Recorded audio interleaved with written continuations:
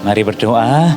Ya Tuhan, kami bersyukur kalau kami punya Tuhan yang menunggu kami walaupun kami kadang mager, yang terus membuka tangannya kepada kami walaupun kami kadang enggan kembali kepadamu. Tapi Engkau tetap setia, Engkau tetap ada dalam hidup kami, dan hari ini kami mau datang di hadapan Tuhan. Kami tahu kami akan selalu diterima, dikasihi, namun kami juga diampuni, dipulihkan. Dan kami mau Tuhan kembali ke pelukan Tuhan, kembali come clean di hadapan Tuhan. Sehingga Tuhan yang boleh membarui hidup kami, dan hidup kami ini dibersihkan sehingga kami bisa menjadi berkat bagi sekeliling kami. Ini kami Tuhan, berapapun usia kami ada di hadapan Tuhan, kami merendahkan hati kami, meletakkan keinginan pikiran hati kami di bawah otoritas kebenaran firman Tuhan yang menjadi dasar dalam kehidupan kami, penuntun hidup kami, dan kebenaran yang kami pegang. Biarlah Allah Roh Kudus memimpin hati dan pikiran kami, bekerja dengan leluasa, membaharui hati pikiran kami, sehingga hidup kami dimurnikan, dipulihkan, kembali memuliakan nama Tuhan. Terima kasih Bapa. Ini seru doa kami mohon tuntunan Allah Roh Kudus. Hanya di dalam nama Tuhan Yesus yang telah menebus kami, yang memungkinkan kami memperoleh hidup, yang memungkinkan kami boleh memandang-Mu dan memanggil-Mu Bapa. Kami berdoa dan kami menyambut firman Tuhan. Amin. Shalom teman-teman sekalian. Shalom. Boleh lihat kanan kirinya, depan belakangnya. Kalau ada yang belum kenal, boleh kenalan dulu, ya kan? Tadi kan masuknya gelap-gelapan gitu ya. Kita mau ngelihat satu sama lain. Kalau belum kenal, kenalan dulu. Ada yang baru hari ini. Oke, thank you. Hari ini kita sama-sama boleh kembali merenungkan firman Tuhan dengan sebuah tema Soul Injures ya. Mari kita membuka Alkitab kita, Mazmur nomor 51 yuk. Mari kita membuka Alkitab kita dari Mazmur nomor ke-51. Kenapa nomor? Karena sebenarnya Mazmur ini mirip KPPK-nya zaman dulu ya. Jadi ini pujian lagu. Kan kita nggak bilang KPPK pasal 7 kan enggak ya, tapi nomor gitu. Mazmur juga sama, ini adalah kumpulan pujian dan puisi. Kita akan membaca Mazmur nomor 51 ayat yang pertama sampai ayat yang ke-12.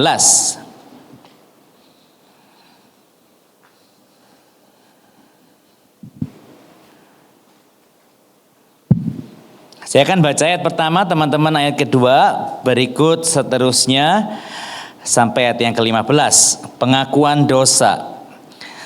Ayat pertama, untuk pemimpin biduan, Mazmur Daud. Ya, datang kepadanya. Kasihanilah aku ya Allah menurut kasih setiamu, hapuskanlah pelanggaranku menurut rahmatmu yang besar.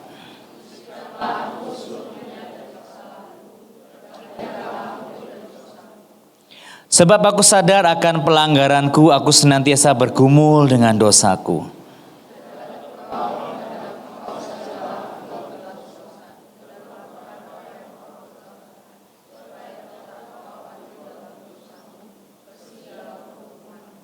Sesungguhnya dalam kesalahan aku dilahirkan, dalam dosa aku dikandung ibuku.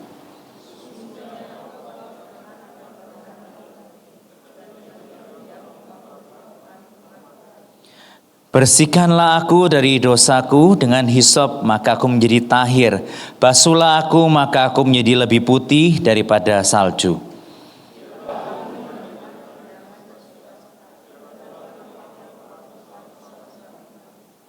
Sembunyikanlah wajahmu terhadap dosaku, hapuskanlah kesalahanku.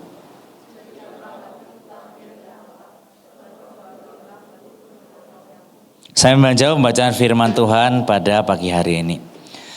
Agak beda mungkin ya, ini ternyata hari ini ada Alkitab terjemahan yang lebih baru namanya TB2. Jadi mungkin kalian waktu ngikutin, tadi saya notice ada beberapa perbedaan.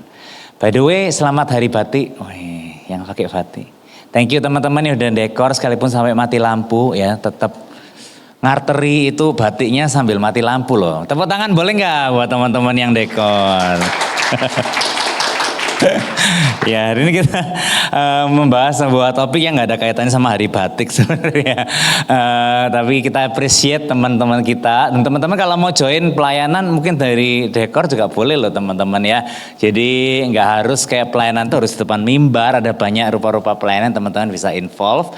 Dan tim dekor siap menyambut kalian. Amin. Ya. Oke, teman-teman, saya suatu waktu mendengar sebuah TED Talk dari seorang yang bernama Crystal Carisi tentang Own Your Mistakes. Dia berasal dari Italia dan di dalam kebudayaan Italia itu ada sebuah tradisi bahwa mereka itu harus saling menjaga image di dalam keluarga. Istilah yang dia pakai itu adalah bruta figura atau kehilangan muka. Ini adalah suatu tradisi bahwa di dalam rumah mereka boleh teriak-teriak, lempar piring, meso-meso satu sama lain, tapi di luar rumah bruta figura. Ya, mereka harus tampil sempurna, tak bercacat seperti keluarga harmonis pada umumnya. Jadi kalau teman-teman mungkin punya teman orang Italia kita kan lihat hidupnya kok baik-baik aja. Tapi sebenarnya bukan karena baik-baik aja, tapi karena tradisi ini, kebiasaan ini menjaga image mereka di hadapan publik itu dengan sangat rapi. Dan dia cerita di sini sebenarnya tentang dampaknya dan destruktifnya kebudayaan dan kebiasaan seperti ini. Tapi kalau hari ini waktu saya nonton ini, saya merasa kita kebudayaan Chinese juga dan juga gereja bahkan Indonesia juga mirip kayak gitu. Bener nggak sih? Bener nggak sih? Jadi kalau ada apa yang jelek di dalam rumah itu kalau bisa tertutup rapat, ya. Dan apalagi kalau ke gereja, semuanya harus jadi anak baik, ya. Semuanya harus kabarnya luar biasa gitu ya. Semuanya harus menyimpan semua rahasia keluarga yang walaupun kacau balau, ini apa selingkuh dan sebagainya, nggak boleh ada yang tahu. Orang luar yang tahu adalah keluarga kita. Baik-baik saja ya. Jadi itu satu hal yang mungkin terjadi juga dalam kebudayaan kita hari ini, sehingga banyak dari kita itu seringkali malu untuk menunjukkan kelemahan, kegagalan, dan bahkan mungkin dosa kita even di community yang kita bilang kita pengen yuk saling menerima. Tapi seringkali banyak orang ada di komunitas Kristen merasa aku diterima karena aku nggak nunjukin keburukan keluargaku. Aku diterima karena aku nggak nunjukin dosa-dosaku. Kita seringkali nggak mau membuka itu dalam komunitas sehingga kita merasa kita nggak pernah punya komunitas dan kita nggak merasa diterima sepenuhnya.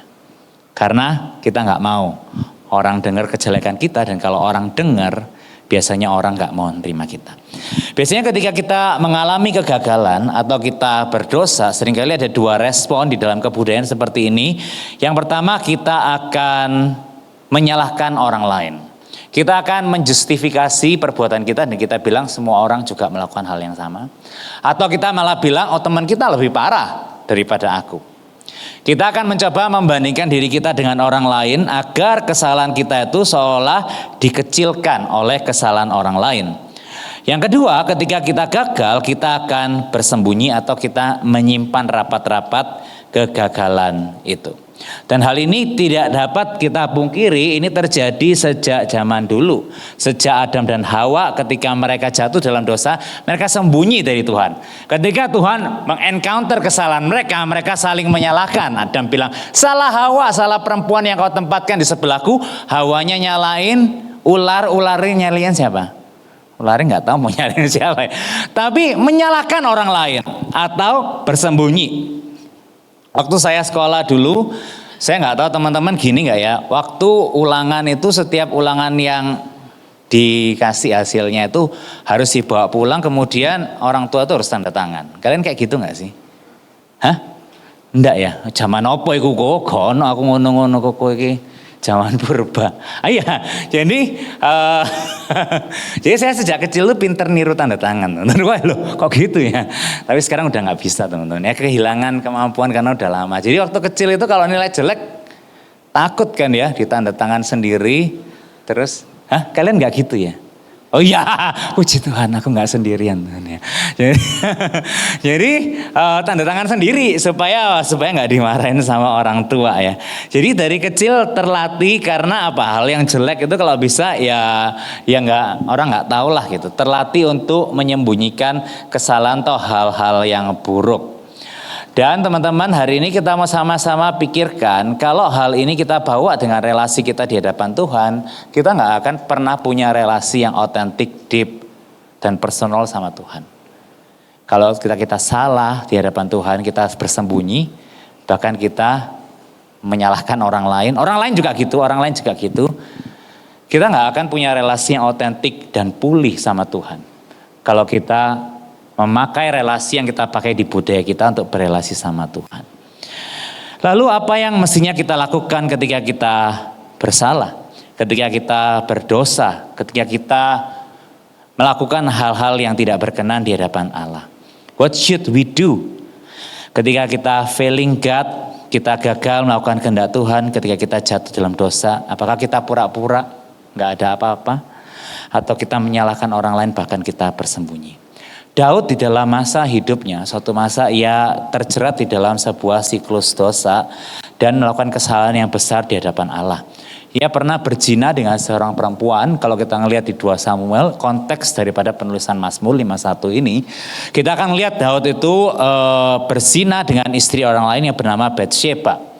Karena ia udah berzina, ia nggak mau bertanggung jawab ketika Batsheba ini hamil. Akhirnya Uria suaminya itu dipanggil dari medan pertempuran dan kemudian disuruh pulang sebagai alibi ya, suaminya udah pulang toh ya kan. Jadi kalau hamil ini hamil sama suaminya gitu. Jadi dia mulai bersiasat dari satu dosa ke dosa yang lain dengan perencanaan yang lain. Dan kemudian Uria ini saking cinta tanah air dan cinta teman-temannya yang berjuang di medan perang itu, dia nggak mau bersetubuh sama Batsheba. Ini masalah kedua ya kan. Kan dia merasa aku hari ini enjoying this, tapi teman-temanku lagi bertempur di garis depan atau bertempur di daerah yang sulit. Wah, ini masalah kedua ya kan. Ketika Daud tahu dia melakukan plan yang lain, dia akhirnya, ini kok kayak film, kok di Netflixin mungkin seru ya, tapi dijadiin konteks hari ini. Dia kemudian pindahin Uria ini ke medan pertempuran yang paling berbahaya sampai Uria itu mati. Sehingga kemudian dia mengangkat Batsheba menjadi salah satu istrinya, dan orang ngelihat, oh Daud ini luar biasa. Ada janda yang hamil muda, suaminya meninggal, dipelihara jadi istrinya. Ya kan? Jadi image-nya kan jadi bagus gitu kan. Jadi image-nya tuh Daud tuh sebagai filantropis, penolong orang yang lemah, yang hamil muda, nggak punya suami. Ya nggak sih? Nah tapi ini kejahatan demi kejahatan yang kemudian dilakukan. Teman-teman lihat, satu dosa itu memimpin kepada dosa yang lain. Dosa itu seperti pasir hisap yang kalau kita terus melakukannya, kita akan semakin dalam dan kita akan semakin terikat. Ketika dosa itu nggak dibawa di hadapan Tuhan, ketika dosa itu nggak kita akui, kita nggak bertobat atas dosa itu, kita akan terus terlilit, bahkan semakin intens dan semakin dalam. Saya pernah cerita, saya dulu suka bohong. Kebohongan satu itu akan memimpin pada kebohongan yang lain. Sampai mana? Bambu runcing. Ya, 10 menit. Padahal aku pernah ceritakan ya. Terus masih di rumah padahal kan. Bambu runcing 10 menit kok belum datang. Oh, macet. Ya, macet 10 menit lagi belum nyampe gitu. Cari parkir. 10 menit. Itu satu kebohongan memimpin pada kebohongan-kebohongan yang lain, teman-teman. Dan bahkan ada orang yang terjerat dalam kebohongan, dia harus ingat dia bohong sama A ini apa, supaya dia nggak nanti waktu ngomong lagi sama A dia salah. Oh ternyata ini kebohongan yang B, dia ngomong sama A, aduh nggak cocok gitu-gitu. Jadi orang sampai harus memanage kebohongannya demikian rupa, karena emang dosa itu akan membelenggu, mengikat dan membuat kita semakin terjerat di dalamnya, semakin pusing di dalamnya. Kalau teman-teman tahu misalnya hari ini banyak sekali kasus misalnya pemerkosaan, bahkan pembunuhan dan lain sebagainya. Semua itu apa memang orang-orang itu layar psycho? Setelah diteliti sebenarnya enggak. Kebanyakan orang ini melakukan pemerkosaan, perzinahan dan lain sebagainya dimulai dari pornografi. Hal yang mungkin orang bilang semua orang juga melakukan. Semua orang juga nonton, gak usah munafik. 95% cowok nonton pornografi, 5%-nya bohong. Nah, waktu disurvei ya kan, katanya seperti itu. Jadi, tapi ketika kita membiarkan itu, kita nonton, makin lama nontonnya makin aneh-aneh, makin lama makin hardcore, makin lama makin kita nggak puas cuma nonton, kita acting out dan lain sebagainya. Teman-teman, dosa itu akan membelenggu kita dan akan menjerat kita, mengikat kita semakin dalam. Menyimpan dosa itu seperti menyimpan sampah. Menyimpan sampah, seberapa rapi kita menyimpan sampah, yang namanya sampah itu busuk dan akan menimbulkan bau. Seberapa rapi kita menyimpan dosa itu, lambat laun dosa itu akan tercium. Dosa itu akan merusakkan kita, membusukkan kita, tetapi juga akan tercium di sekeliling kita. Seberapa bagus kita menyimpannya, dosa itu akan keluar dan menimbulkan bau bagi sekelilingnya. John Piper berkata bahwa concealed sin keeps us from seeing the light of Christ. Ketika dosa itu disembunyikan, itu menghalangi kita untuk melihat terangnya Kristus. Dosa itu seperti kusta rohani, dia bilang. Itu akan mematikan spiritual senses, indera-indera rohani kita. Sehingga ketika dosa itu mencapik jiwa kita, melukai jiwa kita, merobeknya, kita not even feel it. Kita bahkan sudah numb, kita nggak tahu betapa itu merusakkan kita. Karena dosa itu seperti kusta rohani. Dan oleh karena itu ketika kita tahu betapa seriusnya dosa itu, kita akan melihat bagaimana Daud sebenarnya berespon terhadap dosanya yang ditegur. Allah mengutus Nathan untuk menegur dosa Daud dan mengekspos kesalahannya. Dan teguran daripada Tuhan itu membuat Daud datang kepada Tuhan dalam pertobatan dan dalam pengakuan dosa. Dan disitulah Daud punya kesempatan untuk dipulihkan sama Tuhan. Dan kemudian ia terus dipakai Tuhan menjadi berkat. Teman-teman sekalian, Mazmur 51 adalah Mazmur pengakuan dosa. Kita tadi udah membaca Mazmur ini, mungkin gak sampai selesai. Tapi hari ini kita mau ngelihat bagaimana sebenarnya kita hari ini, kekristenan hari ini kehilangan satu disiplin rohani yang sebenarnya sangat-sangat bernilai. Di sini ada beberapa teman yang Katolik. Saya dulu juga di sekolah Katolik dari kecil, dan kita kebiasaan melakukan sakramen pengakuan dosa. Ya, bener ya. Ada yang sekolah Katolik di sini. Nah, kalau sekolah Katolik itu setiap menjelang Paskah sama Natal biasanya itu disuruh keluar satu persatu, kemudian disuruh ke gereja. Nah, biasanya sekolahnya itu dekat gereja gitu. Jadi dipanggil gantian gitu ya, kayaknya nggak satu kelas langsung semua, kayak 10 atau 15 keluar dulu pengakuan dosa. Jadi kita masuk ke gereja, duduk di sana manis ya kayak korek api gitu. Kemudian kita masuk ke bilik pengakuan dosa dan di situ udah ada kertas, saya mengaku dosa ini, saya terakhir melakukan dosa, mengaku dosa kapan, dan dosa yang saya mengaku itu A, B, C, D, E gitu ya. Kemudian kalau dosanya ringan, hukumannya apa? Pecut, enggak lah ya. Kalau dosa ringan hukumannya itu biasanya 1 kali Bapa Kami, 5 kali Salam Maria ya. Keluar, jangan berbuat dosa lagi, terus suruh doa kayak gitu ya. Nah kalau dosanya berat, biasanya 10 kali Bapa Kami, 20 kali Salam Maria ya. Tapi saya kok seneng ya, makin lama di gereja ya. Enggak pulang, enggak. Bolos ya jadinya loh. Kok udah lewat 2 jam pelajaran, ya hukumanku banyak, 50 Bapa Kami, 50 Salam Maria. Tapi itu sesuatu yang rutin dilakukan. Dan kenapa gereja Kristen enggak? Karena memang itu bukan sakramen, dan sakramen itu adalah kalau yang kita ambil sebenarnya yang diperintahkan Yesus untuk kita lakukan ya. Jadi Yesus perjamuan kudus jelas dia bilang lakukanlah ini dan sebagainya. Tapi sebenarnya itu ada pengakuan dosa adalah disiplin yang baik sekali untuk kita punya waktu untuk membersihkan kehidupan kita dari dosa itu sehingga kita kembali bisa melakukan menjalani hidup kita tanpa ada ganjelan sama Tuhan. Kita come clean di hadapan Tuhan. Dan hari ini kita bahkan kabar baiknya kita nggak harus melalui perantara imam. bahwa Tuhan itu, Yesus itu mati di kayu salib, katakan menjadi perantara kita kepada Bapa. Artinya ketika kita doa dalam nama Yesus, Yesuslah perantara kita. Termasuk ketika kita mengaku dosa, dulu harus melalui imam yang masuk ke ruang Maha Kudus. Hari ini Yesuslah perantara kita. Makanya kita doanya di dalam nama Yesus. Dialah perantara kita. Maksudnya setiap doa yang kita naikkan, pengakuan dosa yang kita naikkan kepada Bapa itu tersampaikan melalui perantaraan Yesus. Oleh karena itu, kita semua hari ini bisa langsung berdoa kepada Yesus, mengakui dosa-dosa kita. Kita akan melihat bagaimana Daud melakukan pengakuan dosa.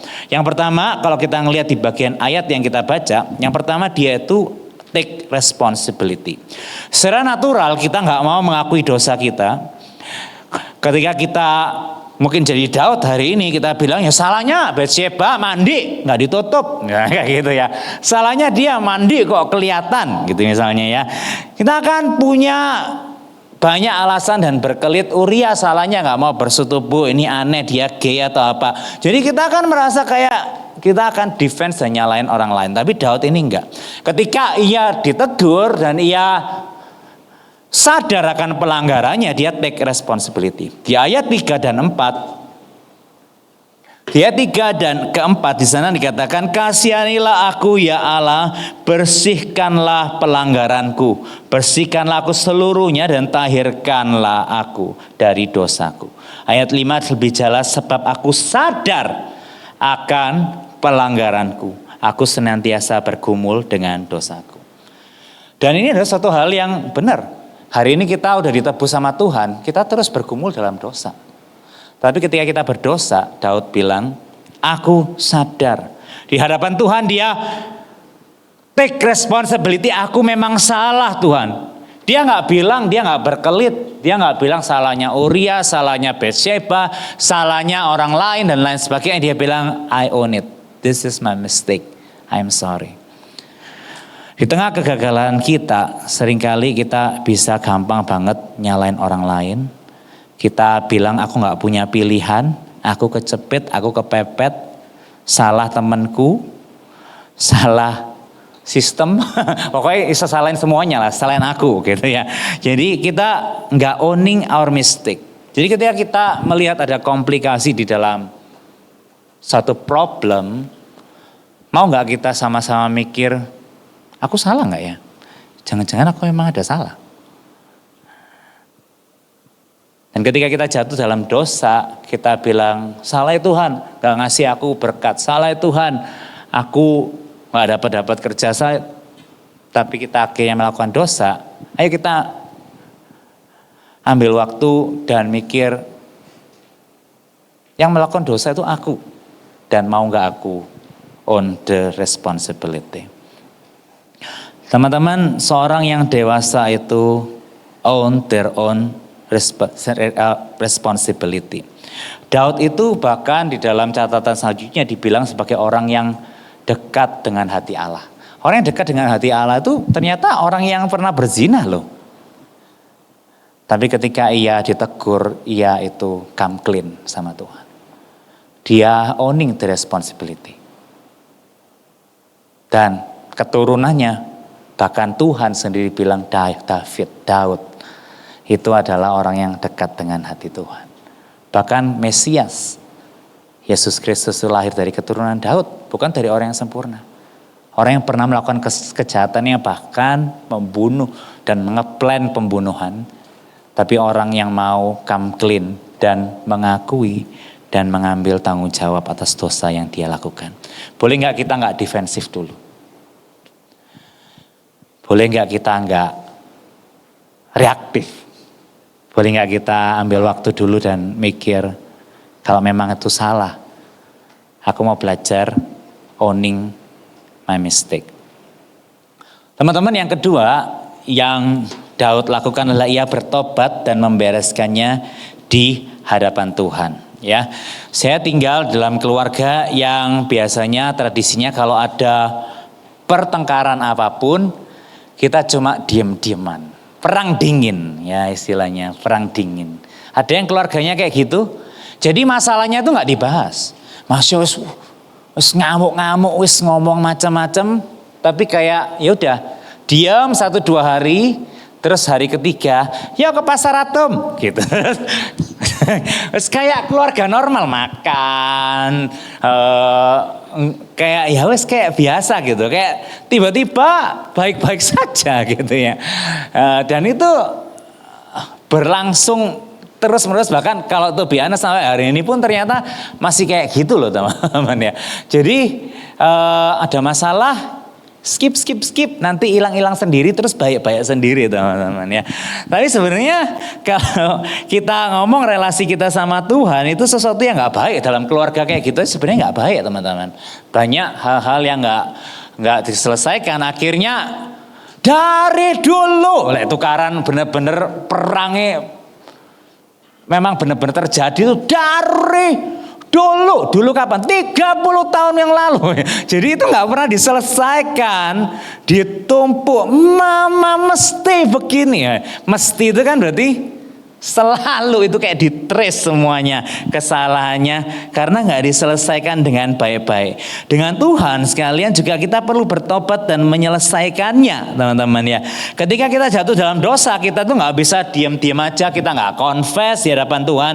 Kita ibadah, kita nyanyi, kita ngasih persembahan seolah we are good, right? No, we are not good. Dosa itulah yang membuat Yesus harus turun, mati di atas kayu salib.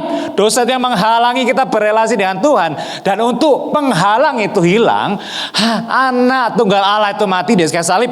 Ini sesuatu yang serius. Dan ketika kita dosa di hadapan Tuhan, gak bisa kita cuma we're good. Aku udah nyumbang gereja. No, you are not good. Dan inilah yang pemazmur atau bahkan Daud itu menyadari bahwa ia harus membereskannya di hadapan Tuhan. Ayat 9, ia berseru kepada Tuhan, Tuhan bersihkanlah aku dengan hisop. Hisop adalah alat yang dipakai untuk memerciki orang kusta. Dia sadar dia ini seperti orang kusta. Kalau ia tidak mengakui dosanya, dosa itu akan melumpuhkan dan menghancurkan dia. Dia bilang, Tuhan bersihkanlah aku. Seperti aku orang kusta ini Tuhan. Aku gak layak beribadah di hadapan Tuhan. Dan ayat 18 dia sadar bahwa Tuhan gak berkenan kepada korban sembelihan. Ayat 19 dia berkata, kurban sembelihan kepada Allah ialah jiwa yang hancur. Hati yang remuk redam penuh penyesalan tidak akan kau pandang hina ya Allah. Daud sadar Tuhan tuh gak bisa disogok teman-teman. Tuhan tuh gak bisa disogok dengan korban bakaran, korban sembelihan. Tapi Tuhan itu mau lihat hati yang hancur. Persembahan yang sejati itu hati yang hancur. Ketika kita dosa, kita mau bertobat. Dan kita mau bereskan di hadapan Tuhan. Daud bilang, aku gak bisa ngasih korban. Karena korban itu nothing. Kita gak bisa cuma ngasih persembahan. Dan kita pikir, oh dosaku. We're good, right Lord? No. Hati yang hancur itu yang Tuhan nantikan untuk kita datang sama Tuhan, bertobat dan minta Tuhan memurnikan kita. Teman-teman, kalau kita ngomong soal dosa seringkali, aduh berat ya dan sebagainya. Tapi seringkali kalau kita boleh jujur, ini adalah penghalang kita untuk maju dan keluar dari dosa kita. Kita terus menyembunyikan itu, kita tumpuk, kita rapikan serapi mungkin. Tapi kita kalau nggak mengakuinya, lama-lama itu seperti kusta. Dan kalian mungkin nggak tahu 6 kata John Piper itu, dan tiba-tiba kalian cuma merasa, aku kok jauh dari Tuhan. Aku kok nggak ngerasa Tuhan itu dekat. Aku waktu nyanyi lagu rohani kok nggak merasa sayangnya Tuhan sama aku lagi. Karena dosa itu yang buat kita pelan-pelan mati secara rohani. 6 secara rohani. Dan kita akan kehilangan sukacita itu. Dan hidup kita gak akan jadi berkat buat sekeliling kita. Karena itu mau gak hari ini, apapun dosa kita, kita datang sama Tuhan. Mau gak hari ini, kita tahu kita gak bisa perang dingin doang sama Tuhan. Hari kita mau bawa hati kita, Tuhan, aku mau come clean. Aku mau akui dosaku. Aku mau bertobat dari dosaku. Dan hari ini kita bisa melakukan pengakuan dosa ini dengan beberapa macam cara teman-teman ya. Yang pertama itu personal confession ya.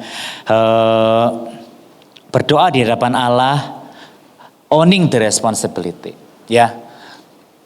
Jangan dalam doa itu masih kayak, ya Tuhan, ya karena aku kesepian, karena Tuhan gak kasih aku teman, karena aku ditikung Tuhan, karena aku dipermalukan depan umum Tuhan, karena no, owning. Situasi apapun kita tetap punya pilihan dan kita pelaku dosa itu. Ketika kita mau datang sama Tuhan ngaku dosa, own the responsibility, own our mistake teman-teman ya. Dan kita datang minta Tuhan itu memulihkan kita, mengampuni kita. Dan kita bisa berdoa itu di dalam nama Yesus ya. Kalau perlu mungkin baca Mazmur ini. Kadang kita bingung ya mau ngomong apa gitu. Kalau di gereja Katolik itu ada doa tobatnya, Allah yang Maha Rahim dan sebagainya, ada dosa pengakuan. Tapi kalau kita nggak tahu, kita boleh baca Mazmur ini dengan kita doa, Tuhan ini dosaku. Ya, aku mungkin nggak berzina seperti Daud, tapi dosaku yang lain Tuhan, aku bawa sama kamu. Kita ada orang yang juga pakai suatu kebiasaan namanya daily examen. Dia tiap malam itu dia flashback seharian ini ngapain aja. Jadi kayak nonton film gitu teman-teman. Oh, sambil doa. Jadi malam doa itu bukan cuma Tuhan aku mau tidur. Amin. Gitu ya.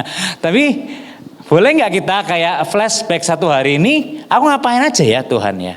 Oh, jangan-jangan aku tadi ada salah perkataan ini Tuhan. Tuhan aku minta ampun. Terus kita ada mungkin mesoin orang di jalan buka jendela.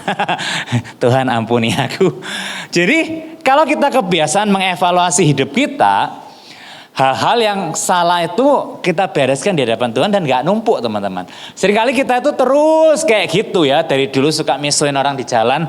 Dari pertama Esa nyetir sampai sekarang. Kenapa? Karena kita nggak pernah ambil waktu evaluasi, oh iya Tuhan salah ya.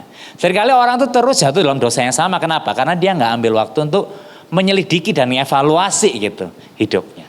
Jadi kita bolehlah daripada ini ya nonton Netflix satu episode gitu kan. Paling flashback itu 10 menit lah. Tuhan aku hari ini gini. Ada nggak aku yang salah? Ada nggak yang aku bisa syukuri? Terus tidur. Jadi besok pagi itu kita bangun dengan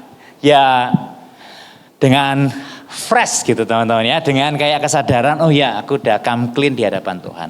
Itu jadi sesuatu yang boleh gitu. Gak usah nunggu sampai menjelang Paskah, ya gak sih?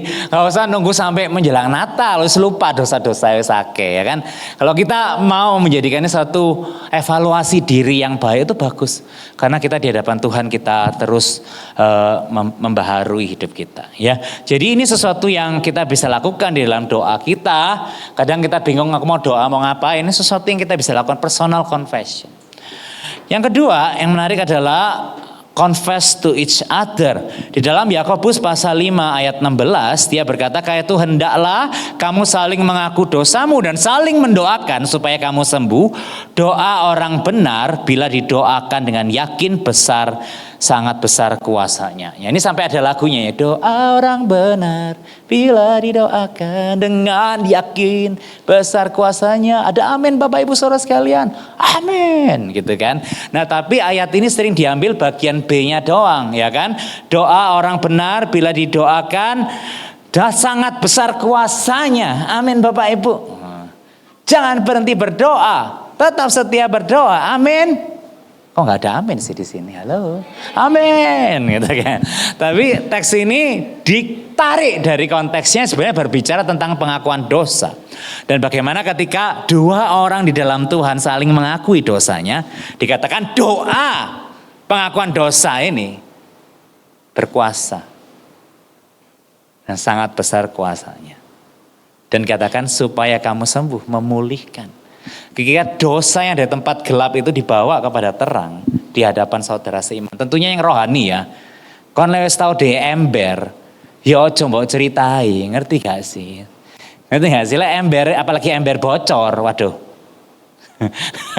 Jangan cerita sama orang yang ember bocor. Tentunya orang yang dewasa rohani. Yang bukan menghakimi. Tapi yang bisa ngomong, oke, Tuhan tetap sayang kamu, Tuhan ampuni kamu. Dan teman-teman boleh dengar itu waktu teman-teman doa pribadi itu. Tapi ketika saudara seimanmu ngomong kayak gitu, itu memulihkan. Tugas kita sebagai saudara seiman itu bukan menghakimi, bukan ngejulitin, bukan menyebarkan keburukan orang lain, bukan. Tapi ketika orang itu bertobat, kita bilang Tuhan sayang sama kamu. Pemulihan itu lahir dari penerimaan dan kasih. Seorang yang dihakimi, dia akan makin jatuh, makin jatuh. Tapi seorang yang mendapatkan pengampunan, mendapatkan assurance dan kasih, dengan dasar itulah orang itu bisa bertumbuh. Jadi teman-teman, doa yang sangat besar kuasanya dalam konteks ini adalah doa pengakuan dosa. Kita mau datang di hadapan saudara seiman dan kita bilang, aku dosa, boleh nggak kamu doain aku? Disitulah ada pemulihan terjadi di sana. Ya, jadi teman-teman, ayo, kalau kita selama ini komunitas kita cuma jadi komunitas di mana kayak kita nunjukin cuma kebaikan kita, boleh nggak kita belajar available satu sama lain untuk membuka keburukan kita dan belajar saling mengampuni, mendorong, mendukung dan menerima, karena disitulah kasih itu yang kemudian terjadi di antara relasi kita dan kita bisa bertumbuh satu sama lain. Ya, cobaan. It will break the cycle. Ketika kita bawa kegelapan itu kepada terang, di situ ada pemulihan. Amin. Amin. Yang ketiga, pengakuan dosa komunal, teman-teman ya. Pengakuan dosa komunal ini adalah pengakuan dosa yang dilakukan bersama di gereja. Ya, jadi Daud bilang nggak bisa Tuhan itu disogok dalam ibadah, dan dia nyanyikan Mazmur ini. Kenapa Mazmur dicatat sebagai bukan cuma personal confession tapi ajakan komunal bagi orang Israel pada waktu itu. Jadi orang Israel itu tahu semua tentang ini. Dan dia bahkan ngaku bukan cuma 1-2 orang, karena dia tulis Mazmurnya, orang Israel itu tahu. Tetapi kenapa bagian ini ditulis dalam bagian ini? Untuk menjadi salah satu nyanyian dan doa komunal yang dipakai oleh orang Israel untuk mengingatkan bahwa kita semua ini hancur, berdosa, dan kita itu butuh kasih karunia Tuhan. Teman-teman, ibadah bedanya sama konser rohani itu apa? Konser rohani itu iya, bagus nyanyi lagu rohani. Kita hari ini ibadah juga nyanyi rohani. Konser juga ada tantangannya loh teman-teman. Pernah gak ke konser GPCC ya? Aku pernah yang ke GC ini. Ditantang loh untuk bertobat. Ditantang loh untuk sungguh-sungguh terima Tuhan. Di puncak lagu yang kayak sampai akhir hidupku itu ditantang loh. Di calling loh, siapa yang mau percaya, siapa yang mau ini. Lalu apa bedanya konser sama ibadah? Kalau ibadah itu selalu dimulai dengan undangan Tuhan dan kesadaran bahwa kita itu nggak layak. Kalau konser itu langsung nyanyi, ada puji nama Tuhan. Nggak salah, maksudnya nggak salah. Tapi beda. Ketika kita ibadah itu yang undang itu Tuhan. Sejak dari kitab Keluaran yang menginisiasi ibadah, biarlah umatku beribadah kepadaku. Itu adalah Tuhan. Tuhanlah yang mengundang kita. Dan kita ini harus sadar dimulai dari keberdosaan diri kita. Dan kita diundang di dalam kasih karunia Tuhan. Sehingga selalu dimulai dengan pengakuan dosa, teman-teman. Itulah kenapa di gereja kita ada pengakuan dosa bersama. Karena seringkali kita nggak melakukan pengakuan dosa personal sama confess to each other. Sehingga sebagai gereja kita diajak mengaku dosa bersama-sama. Sehingga ketika kita bersama-sama beribadah, kita dibasuh sama Tuhan, dipulihkan sama Tuhan, dan kita siap dengar kebenaran yang nuntun hidup kita. Kalau masih ada penghalang dosa itu, kita nyanyi, kita ngasih persembahan, it's nothing, it's meaningless gitu. Karena kita nggak ada dalam posisi yang benar di hadapan Tuhan. Sehingga ketika kita sama-sama beribadah hari ini, mungkin teman-teman nggak pernah dijelasin kenapa kita ada pengakuan dosa. Karena memang kita bukan konser. Dan kita datang bukan karena kita layak, tapi karena kita sadar kita berdosa, tapi Tuhan itu sayang dan mengampuni kita. Kita bawa hati kita yang hancur dan kita mau bertobat, put our heart in the right place. Saya belajar ini dari seorang teman waktu saya sekolah Alkitab. Yang namanya anak-anak sekolah Alkitab itu juga suka jajan-jajan. Jajan bukan jajan cilok atau batagor, tapi kita tuh suka berburu pengkhotbah. Woi, kita selalu tahu pengkhotbah yang bagus itu di mana aja. Woi, gitu ya. Padahal dulu itu belum ada IG loh ya. Tapi somehow bisa tahu, oh rektor kita khotbah di sini. Wah, misalnya, oh guru khotbah kita khotbah di sini. Wah, misalnya, oh Pak Philip Mantova khotbah di sini. Itu kayak bisa tahu informasi itu. Aku juga nggak tahu dari mana ya. Tapi kayak kita tuh suka kayak keliling-keliling gitu, GKJJ, Gereja Kristen Jalan-Jalan gitu. Jadi kita suka jalan-jalan sana sini. Ada di sini yang suka jalan-jalan? Puji Tuhan ya, ada yang mau confess hari ini, luar biasa. Langsung melakukan firman Tuhan. Thank you ya.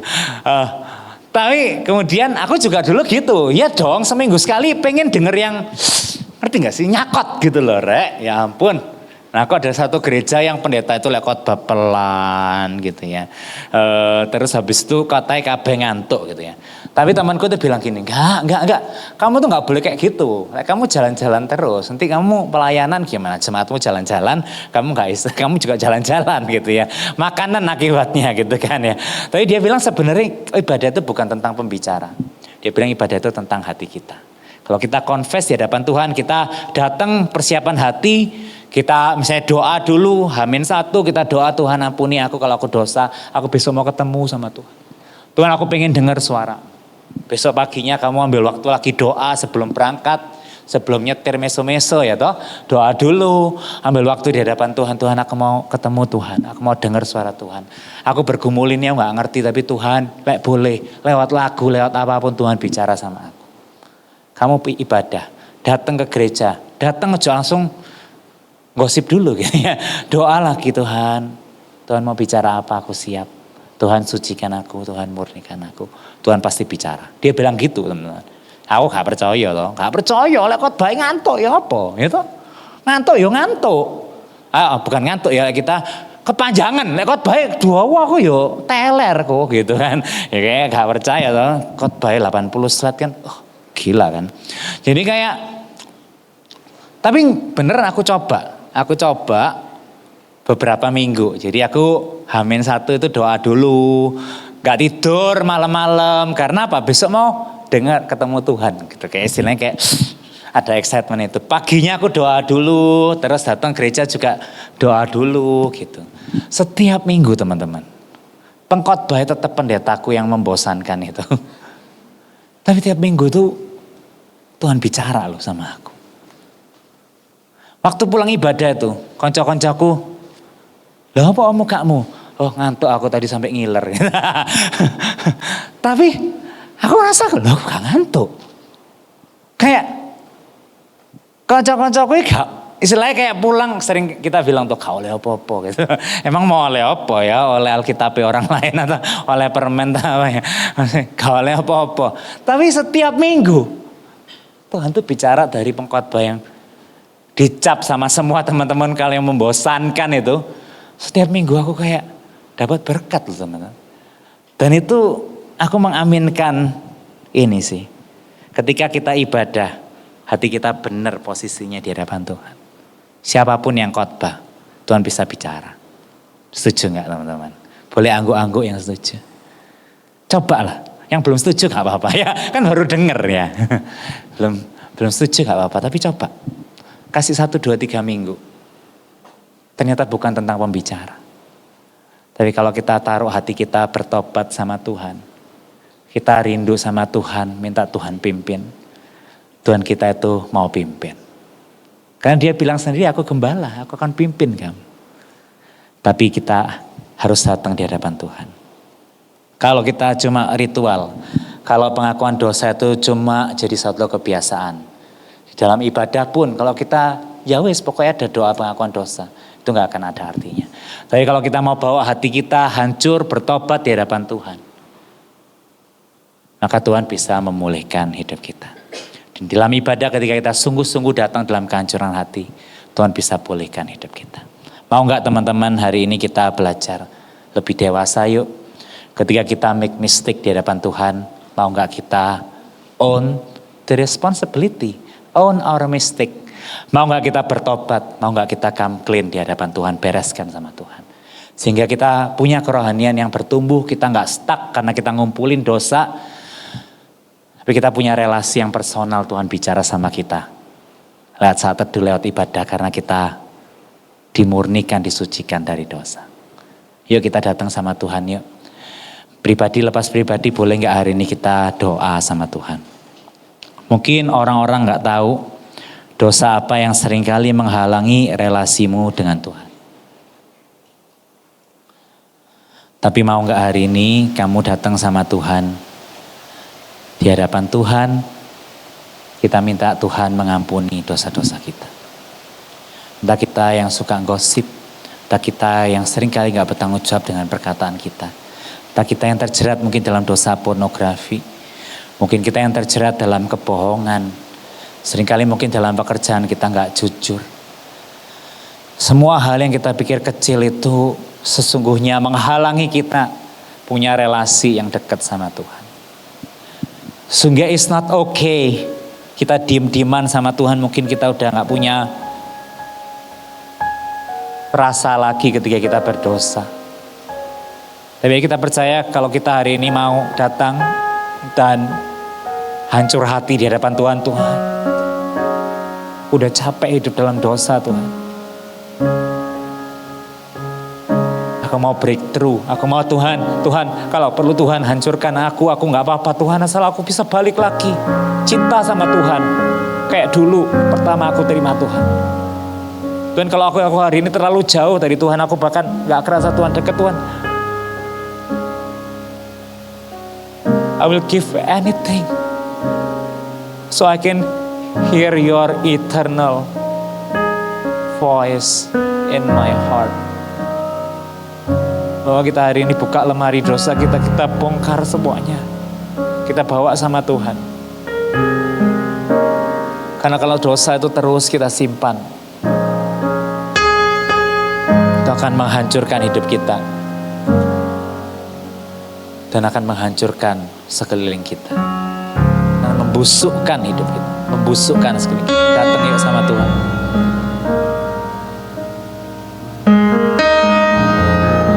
Tuhan kasih hati yang hancur namun yang berkenan di hadapan Tuhan.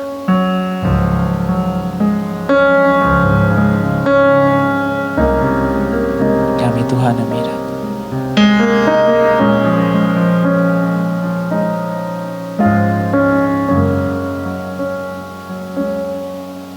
Ubah hatiku seperti hatimu,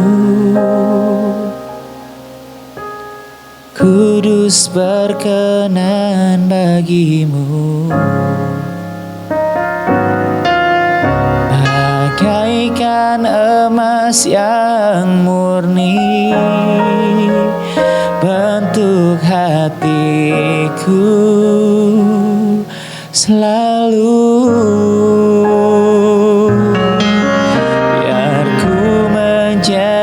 Ciptaan baru, bebas dari semua yang jahat, serupa dengan gambarmu, sucikanku, kuduskan sekali katakan ubah hatiku seperti hatimu. Ubah hatiku seperti hatimu, kudus berkenan bagimu, bagaikan emas yang murni, bentuk hatiku selalu. Kayak mau jadi ciptaan yang baru Tuhan, biar ku menjadi ciptaan baru, bebas dari semua yang jahat, serupa dengan gambarmu, sucikanku, kuduskan hatiku Tuhan. Tuhan, Kau ngelihat setiap kami saat ini. Bahkan Kau ngelihat betapa tingginya tembok defense kami, menutupi semua kesalahan kami, menutupi hal-hal yang mungkin kami malu orang lain lihat. Tuhan yang mungkin tahu, bahkan kami gak tahu betapa tingginya semuanya itu. Kami berusaha melindungi diri kami agar kami gak terluka, tapi sesungguhnya di balik tembok itu kami melukai diri kami dengan bersembunyi dari Tuhan. Hari ini Tuhan, kami mohon kuasa-Mu boleh meruntuhkan tembok itu Tuhan. Dan kami mau come clean di hadapan Tuhan, bertobat atas setiap dosa-dosa kami. Kami tahu betapa ketika kami sekalipun bersembunyi, kami merasa aman. Kami merasa nggak ada yang tahu, nggak ada yang bisa melukai kami, tapi sesungguhnya kami melukai diri kami sendiri.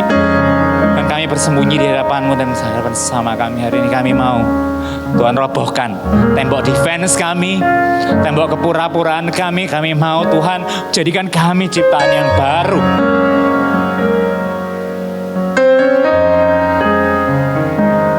Dan kami gak mau terus hidup bersembunyi dari Tuhan dan sesama kami.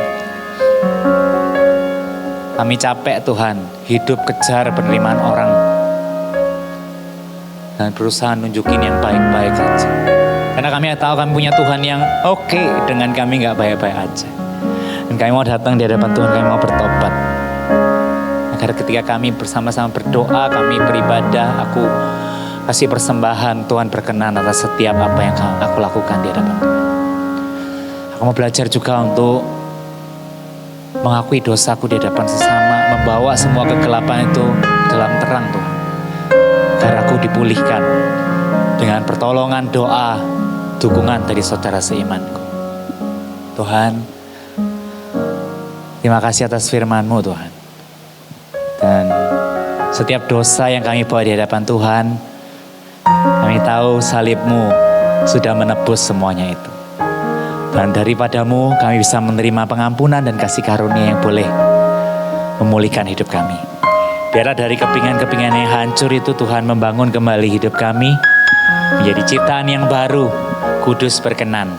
Dan hidup kami seturut dengan apa yang Tuhan mau. Ini kami Tuhan, dosa-dosa kami, ampuni kami, terima kami, pulihkan kami, bangun kami. Terima kasih Bapa, kami berdoa bersyukur atas firman-Mu.